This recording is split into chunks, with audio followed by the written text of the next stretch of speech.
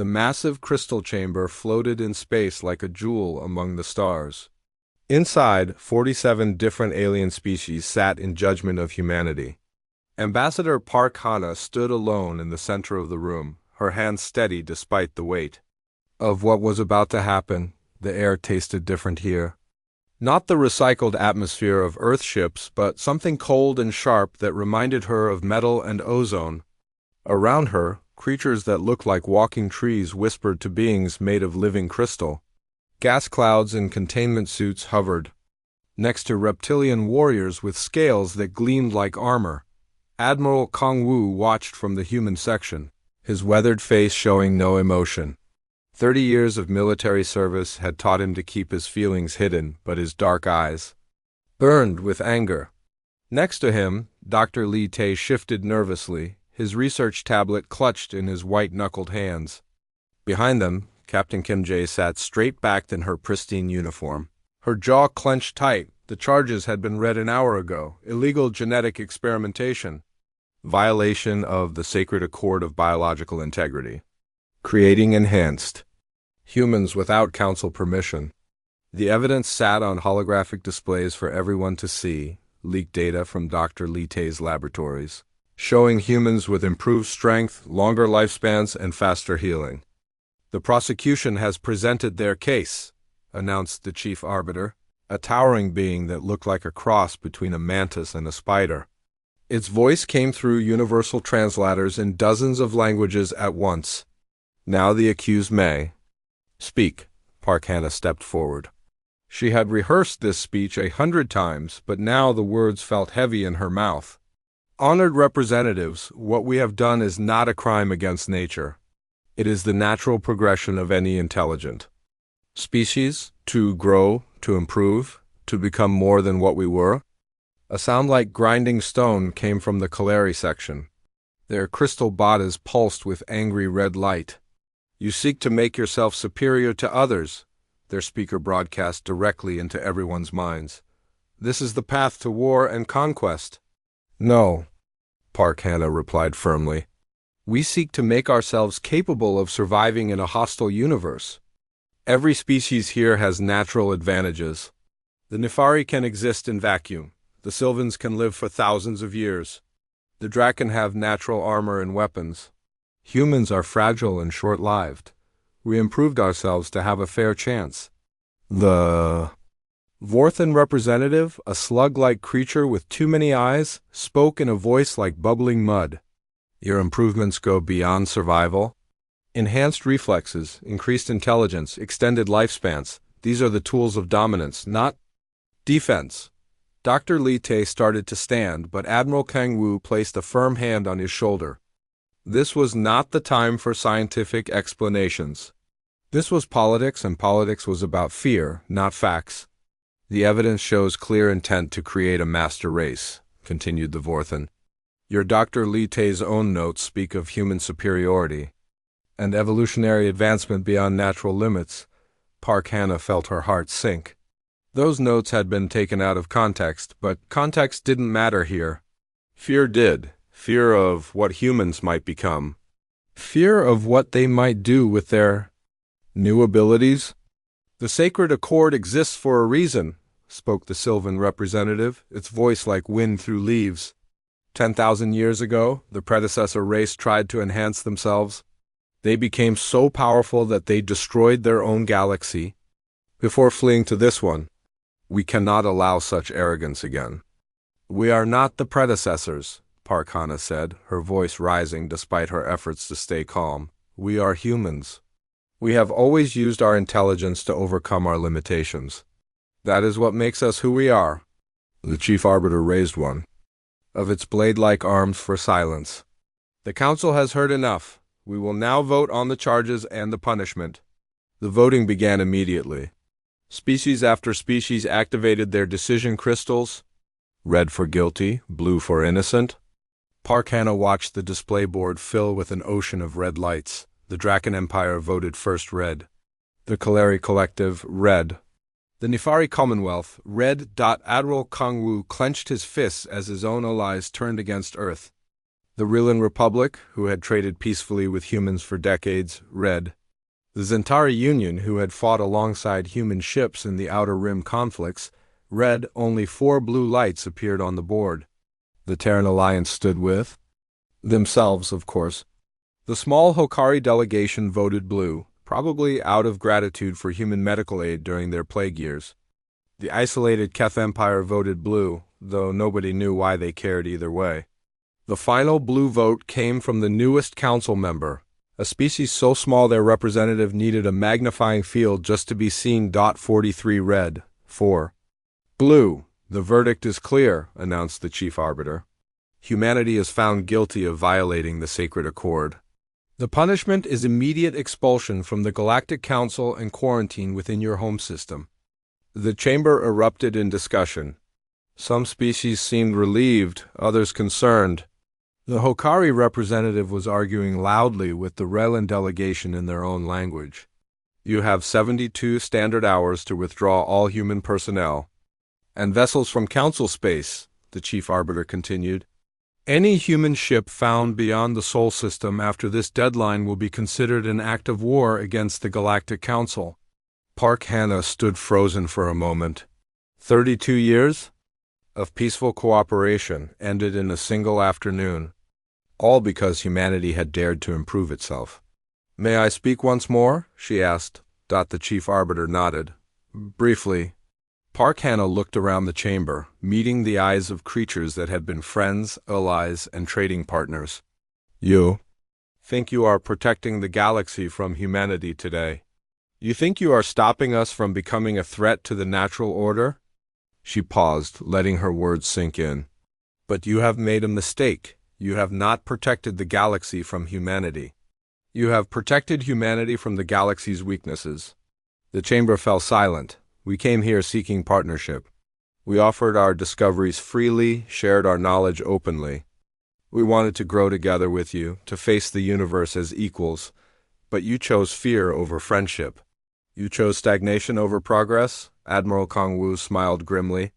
He knew that tone in Park Hanna's voice. It was the same tone she had used right before completely destroying the Centauri pirates' negotiating position 3 years ago. So we will leave, Park Hanna continued. We will return to Sol, and you will have your galaxy of limitations and fears. But remember this day. Remember that when you banished humanity, you banished the one species that never accepted the word impossible. She turned and walked toward the exit, her footsteps echoing in the crystal chamber. Admiral Kong-Wu, Dr. Li Tay, and Captain Kim Jae followed her. The human delegation filed out in perfect order, their backs straight and their heads high. Behind them, the council chamber slowly emptied as alien species returned to their ships and their worlds. None of them spoke about the chill that had settled over the room when the human ambassador delivered her final words. In 72 hours, the galaxy would be free of humanity. They had no idea what they had just unleashed.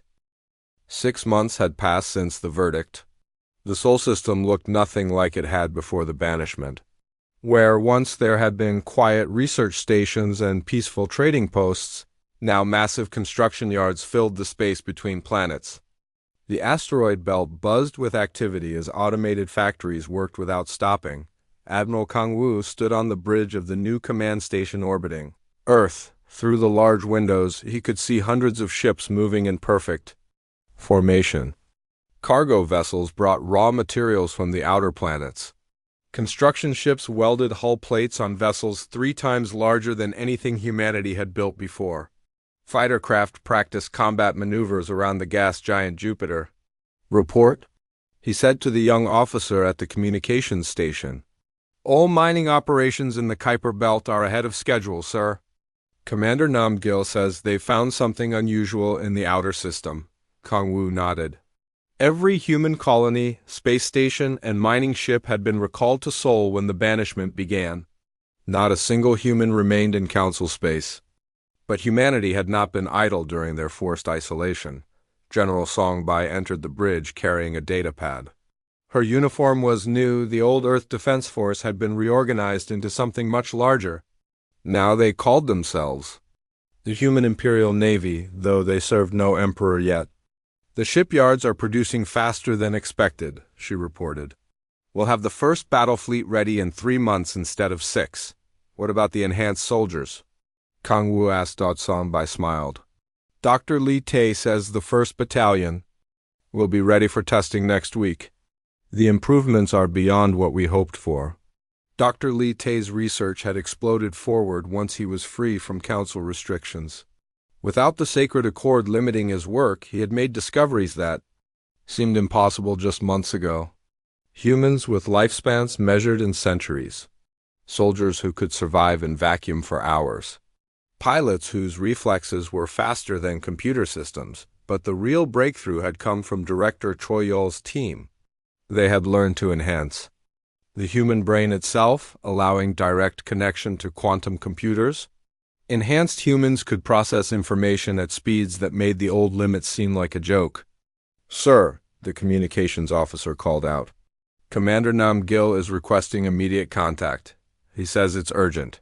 The main screen flickered to life, showing a man in a mining suit standing in what looked like a cave made of strange metal. Nam Gil's face was excited but serious. Admiral, you need to see this.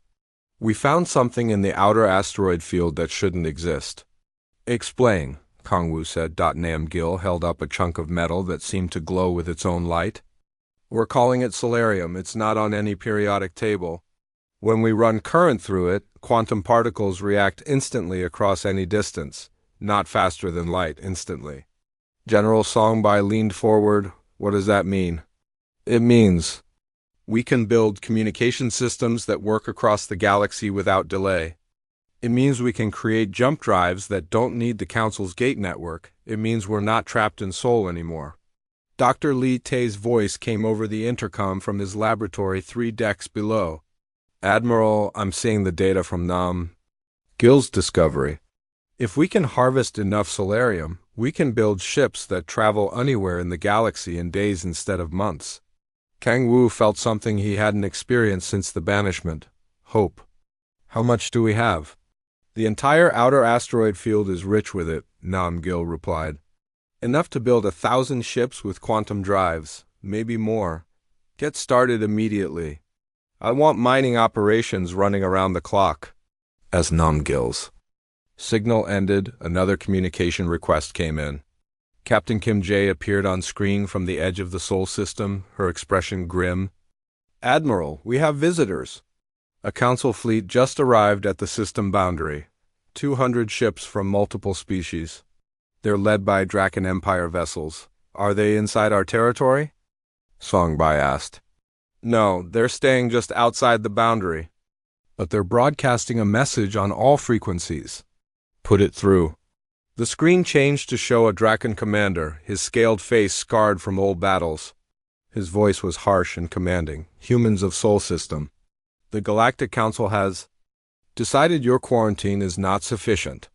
You will submit to complete technological inspection. All enhanced humans will be surrendered for rehabilitation. You have 1 standard week to comply or face military action. The message ended, leaving the bridge in silence. Kang Wu looked around at his officers. Song-Bai's hand was already resting on her weapon. The communications officer was staring at his instruments in shock. Through the windows, the construction yards continued their work, unaware of the threat gathering at their doorstep. Sir? Song-Bai asked quietly. Your orders? Kang Wu thought about the choices. They could submit and watch everything they had built be torn apart. They could try to negotiate and hope the council would show mercy. Or they could fight. He thought about Park Hannah's final words to the council 6 months ago. She had warned them about banishing humanity, about freeing them from the galaxy's limitations. Open a channel to the council fleet, he said. The Draken commander reappeared on screen, his expression confident and cruel. Admiral Kang Wu of the Human Forces. Have you decided to surrender? I have an answer to your ultimatum, Kang Wu replied calmly. And? Kang Wu stood up slowly, his uniform bearing the new insignia of the Human Imperial Navy. Behind him, the lights of 1,000 construction projects twinkled like stars. Humanity chooses neither. The Draken's eyes widened. You would fight the entire council? 200 ships against your handful of vessels? I would fight for humanity's right to exist without chains. I would fight for our right to grow and improve ourselves. I would fight for the freedom you tried to take from us. You are fools, the Draken snarled.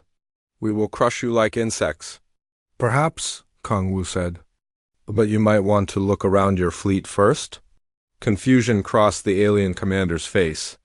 A moment later, alarms began blaring in the background of his transmission. What is this? The Draken demanded. Captain Kim Jae's voice came over the intercom. Admiral, our new stealth ships are in position around their fleet. They never saw us coming, Kong Wu smiled coldly. The Council taught us that might makes right when they banished us. They taught us that only the strong survive when they threatened us. Very well, we learned our lessons well. The transmission to the Council fleet ended abruptly. General Songbai looked at her commanding officer with new understanding. Sir, are we really going to fight the entire galaxy? Kong Wu turned back to the windows, watching his people build their future with their own hands. Enhanced humans worked alongside quantum computers. Ships powered by Solarium prepared for journeys across the stars. Children who would live for centuries played in stations that could survive anything the universe might throw at them. No, General. We're going to win. 2 years had passed since the ultimatum.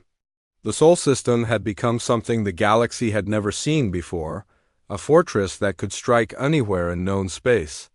But Admiral Kong Wu was not content to simply defend. Today, humanity would show the galaxy what they had truly become. Agent Yun Su stood in the shadows of a Vorthan trading station, her appearance perfectly matching the slug-like aliens around her. The biomask technology was one of Dr. Li Tei's greatest achievements. It allowed enhanced humans to take the physical form of almost any species for months at a time. For 18 months, she had moved through Council space gathering information. What she had learned would change everything. Her communication device buzzed softly. Time to report back to Sol. Admiral, she whispered into the quantum transmitter, the Council is falling apart. 3 species have already pulled out of the organization. The Hokari officially withdrew last month. The Zentari are refusing to pay council taxes. Even some Kaleri colonies are demanding independence. Admiral Kong Wu's voice came back instantly across the vast distance. What about their military strength? Weakening every day. Half the Draken fleet is dealing with rebellions in their own territory. The Vorthan are fighting border wars with former allies. The Council can barely keep its core worlds under control. And, the economy? Yun Su smiled beneath her disguise. Collapsing. They're learning what happens when you banish the species that built half your technology and traded with everyone. Food shortages on 12 worlds. Industrial production down 40%. Some planets are starting to develop their own enhancement programs based on leaked human research. This was the part that pleased her most. The galaxy was discovering that the Council's restrictions had been holding everyone back. Without the sacred accord limiting their development, species were beginning to reach their true potential. Meanwhile, in Sol System, Engineer Bei Min was giving Admiral Kong Wu a tour of humanity's new fleet. These ships were nothing like the vessels that had served Earth before the banishment. Each ship is essentially alive, Bei Min explained as they walked through the corridors of the newest battleship. The hull can repair itself from battle damage. The weapon systems learn from every engagement and adapt. The engines grow more efficient the longer they operate. The ship around them pulsed with a soft organic rhythm. Walls that looked like metal were actually a hybrid of technology and biology. Corridors could reshape themselves based on need. Entire sections could be grown in hours if required. How is this possible? Kong Wu asked. Dr. Li Tei's biological research combined with Solarium quantum cores. The ships are part machine, part organism, and part quantum computer. They can repair themselves, evolve new capabilities, and even reproduce under the right conditions. They entered the bridge where Captain Lim Da was preparing for a critical mission. She wore the new uniform of enhanced human officers, a sleek design that interfaced directly with the ship's systems, through quantum connections in the fabric. "Captain, are you ready for the rescue operation?" Kang-woo asked. "Yes, sir. We've located the research station in the Fringe Worlds. Survivors confirmed, but it's deep in Vorthan territory. We'll need to fight our way in and out." The research station had been thought destroyed during the original exodus from Council space. The discovery that humans had survived there for 2 years was both a miracle and an opportunity. It would be the first test of humanity's new capabilities in actual combat. "Captain." Kim Jae commanded the escort fleet from her flagship. She had been promoted to admiral herself now, leading one of 3 major battle groups that protected human interests. Her ships were spread across the edge of Sol System, ready to respond to threats anywhere in the galaxy. "All ships report ready," she announced over the fleet communications. "Jump drives powered, Solarium cores at maximum efficiency. Let's show the galaxy what Earth builds now." The jump itself was a sight that would have amazed the old council. Instead of using the controlled gate network that limited galactic travel, human ships simply vanished from one location and appeared in another. No gates, no restrictions, no asking permission from alien authorities. They materialized in Vorthan. Space like ghosts made solid, the Vorthan patrol fleet was waiting for them. 12 heavy cruisers and 30 fighter craft arranged in the classic Council battle formation that had been used for thousands of years. It was designed to overwhelm enemies through superior numbers and concentrated firepower. "Enemy fleet detected," Captain Limda reported calmly. "Beginning engagement." What happened next would be studied in military academies for generations. The Vorthan fleet, considered among the most advanced in Council space, was rendered completely obsolete in under 20 minutes. Human ships moved like living things, dodging attacks that should have been impossible to avoid. Their weapons adapted to enemy defenses in real time. When Vorthan energy shields proved effective against human plasma cannons, the weapons instantly reconfigured to fire gravitational pulses that passed through shields like they weren't there, but the real shock came when a damaged human ship began repairing itself during battle. Hull breaches sealed in seconds. Destroyed weapon systems regrew like organic tissue. A ship that should have been crippled continued fighting at full strength. "This is impossible," the Vorthan fleet commander broadcast in panic. "How are you?" "Doing this," Captain Kim Jae responded personally. "We're doing what humans do best. We're adapting." The battle ended with the complete surrender of the Vorthan fleet.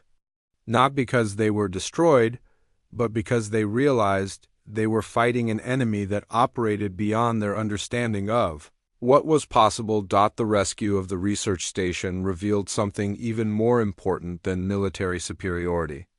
The human survivors had made contact with the native species of the Fringe World's primitive beings that the Council had ignored for centuries. Dr. Lee Tae studied the data from the rescue mission with growing excitement.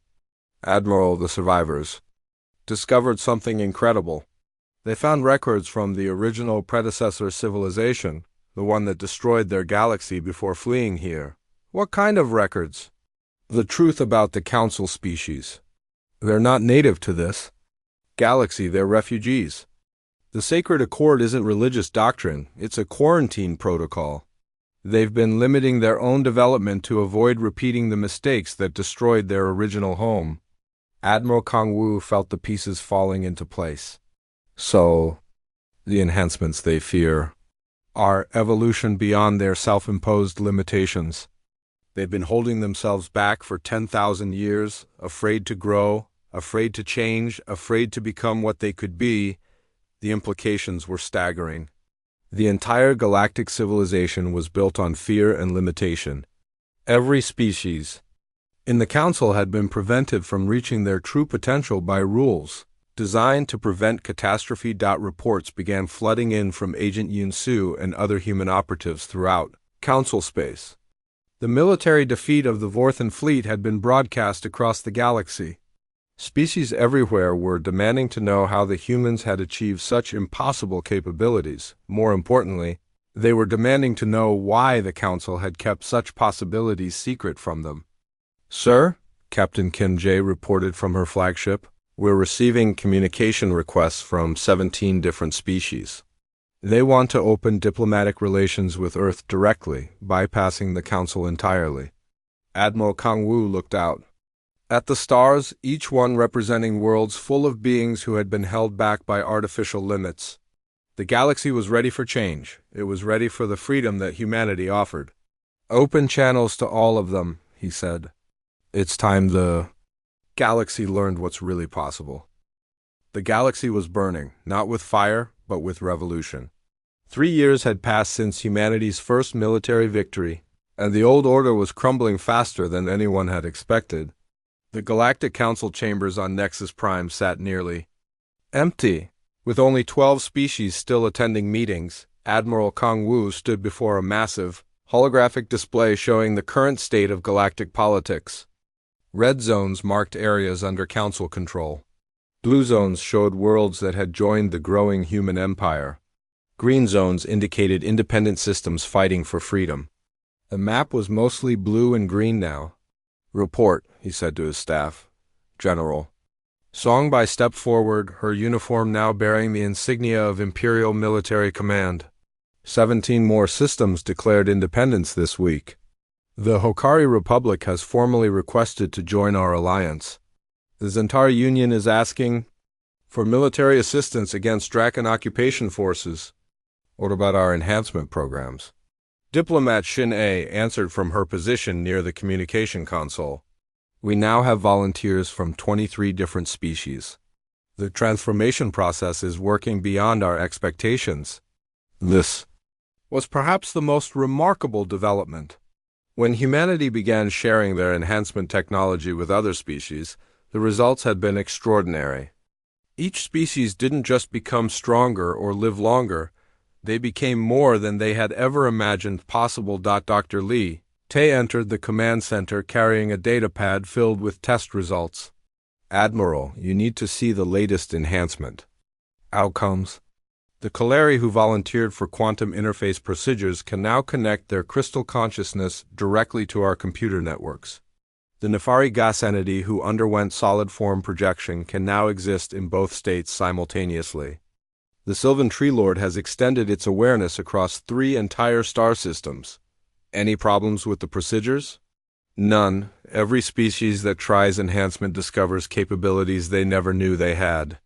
It's like the Council restrictions weren't just limiting technology, they were limiting biological and mental potential as well. Admiral Wang Jun's voice crackled over the intercom from the Outer Rim territories. Admiral Kang Wu, the Second Fleet Liberation Campaign is ahead of schedule.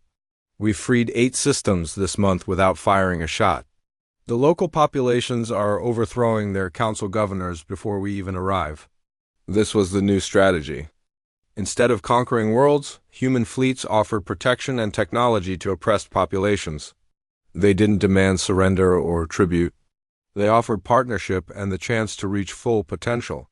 Any resistance from council forces? Kang Wu asked. The Draken Empire is trying to stop us, but their ships are no match for ours. More importantly, their own soldiers are beginning to question orders. Why fight to preserve a system that holds everyone back? The real breakthrough had come when human intelligence operatives began broadcasting the truth about galactic history. The revelation that council species were refugees from another galaxy, bound by artificial limitations designed to prevent a catastrophe that had happened 10,000 years ago, had sparked revolutions on dozens of worlds. Colonel Park Min's voice joined the communication from a mission deep in former council territory. Admiral, the Information Liberation Campaign is exceeding all expectations. We've successfully broadcast the true history files to every major population center. In council space, civilian populations are demanding answers from their governments. Park Min led the Enhanced Human Special Forces, soldiers whose capabilities seemed magical to other species. They could survive in vacuum, interface directly with alien computer systems, and move through heavily defended areas like ghosts. But their most important mission wasn't combat. It was freeing information. What's the response been like? Shanae asked. Massive civil unrest on 37 council worlds. The Kaleri crystal networks are sharing memories of life before the sacred, Accord, some of them remember when their species could do things that are forbidden now. The Sylvans are discovering growth patterns that were suppressed by council agriculture restrictions. Even the Draken are finding military techniques their ancestors knew but they were forbidden to use. The tactical display updated to show the LATST intelligence. Council authority was collapsing not through military conquest, but through the simple act of telling people the truth about their own history. Captain Kim J., now Admiral Kim J. of the 1st Imperial Fleet, reported from the Defensive Sol System. Admiral, long-range sensors show a massive Draken force approaching. This isn't a patrol or raid, it's their entire remaining war fleet.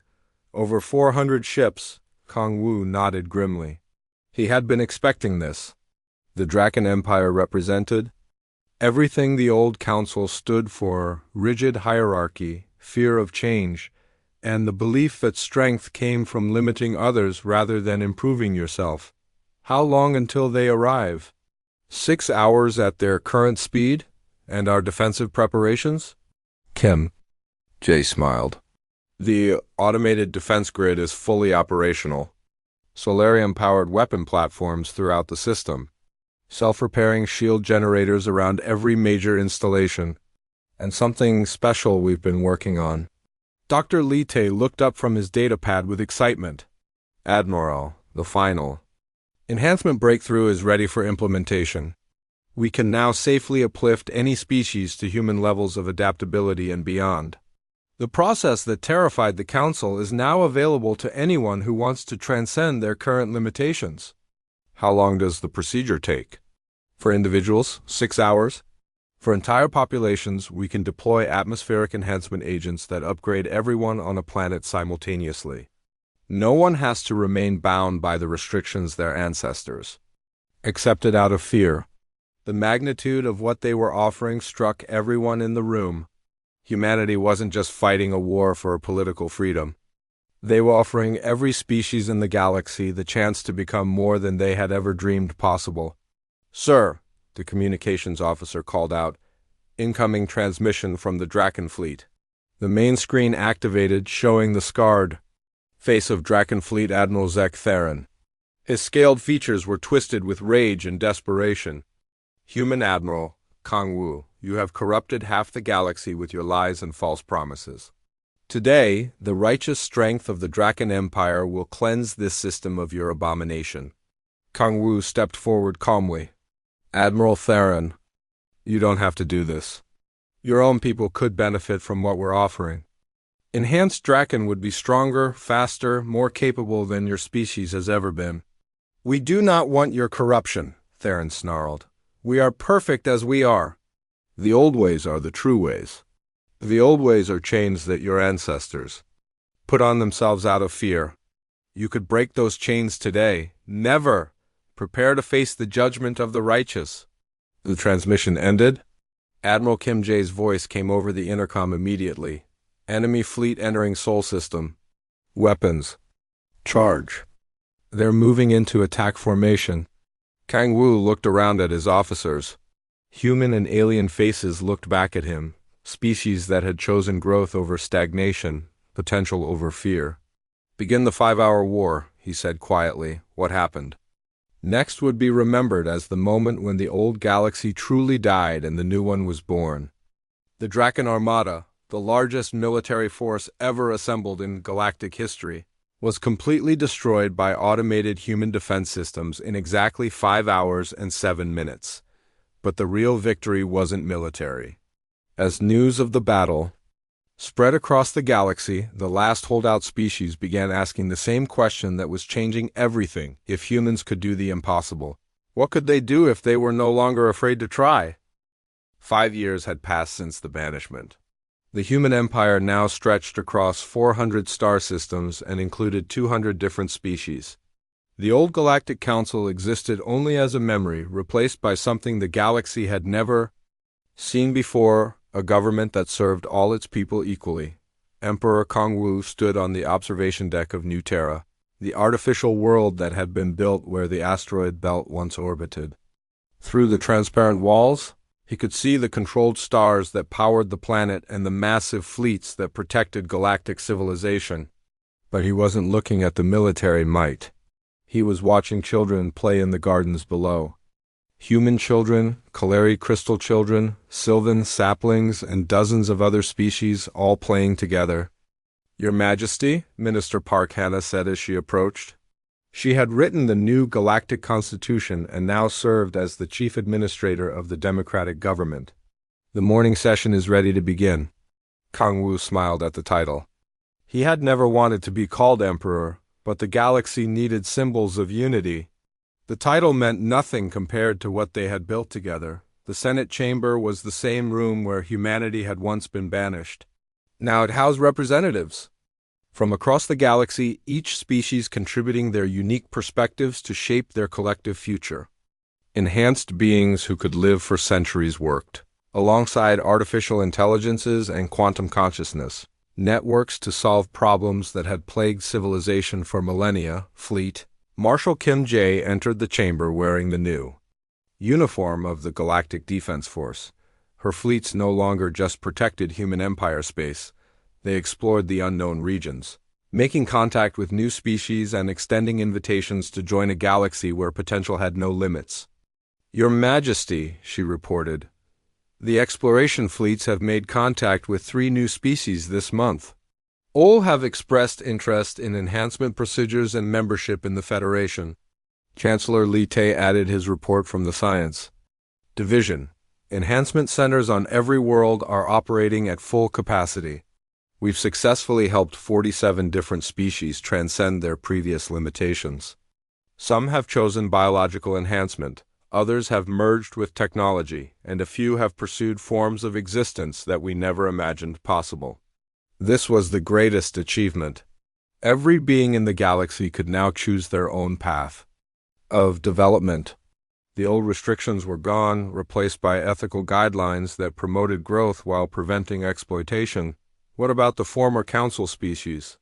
Kang Wu asked. Minister Park Hannah pulled up a holographic display showing the political situation. "The Hokari Republic has been a full member for 2 years. The Zentari Union joined last month. Even some Kaleri colonies have voted to become independent and request membership. And the holdouts? 37 worlds still resist joining us. Mostly core council species who are too proud to admit they were wrong. As if summoned by their conversation, the chamber's main doors opened. A delegation of alien representatives entered, led by a figure that shocked everyone present. The Draken Emperor himself, his scales dulled with age and his eyes filled with something none of them had ever seen from his species: humility.